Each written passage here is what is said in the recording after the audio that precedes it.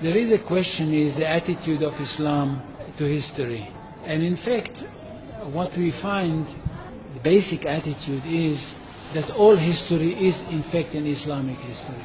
That means that all the major figures of history basically are Muslims.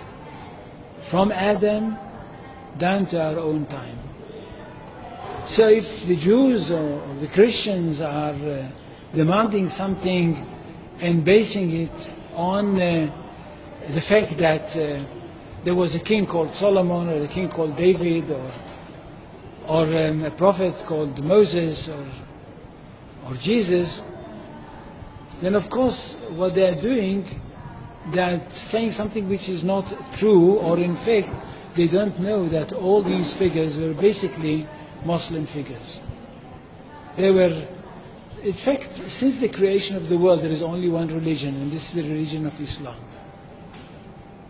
So if anybody says, look, there is a place which is connected with Solomon, and that's the place where the Temple of Solomon stood, a true Muslim would tell you, yes, absolutely right, but don't forget that Solomon was a Muslim, and David was a Muslim, and Abraham was a Muslim, and Isaac was a Muslim, and Jesus was a Muslim.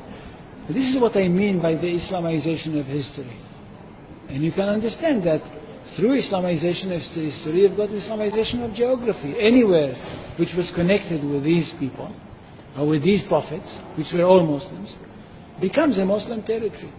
And therefore, when Islam was not in that area before Muhammad came to it, but it should have been there.